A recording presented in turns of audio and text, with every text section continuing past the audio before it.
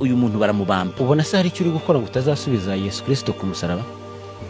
Ubundi ariko nabamujyanye yose ngewe ntabwo nari impari. Ibyaha byanyu ariko Ntabwo nari impari, burya kiranazira kikazirizwa kwiyitirira bitari kuri wowe.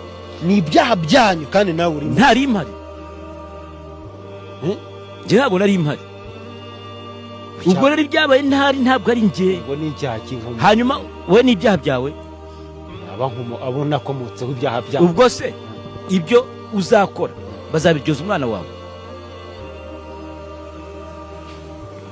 Niba batazabiryoza umwana wawe bazabiryoza umwuzukuru wawe.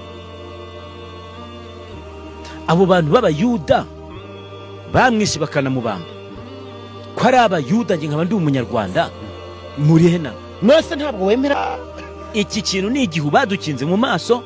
Abantu muzakanguka iki kintu mukiyambura. Ibintu byo kuvuga ngo abayuda babambye umuntu barangiza ngo ni ibyaha byacu tutari duhari.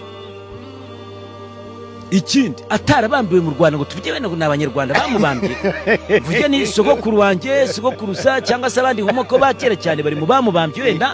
Mvuge ni wende bamurenganije ko n'ubundi tubona ko baramurenganije niko bivuga. Ni inzira karengane rwose kuwangura muzizi ibyaha by'abandi.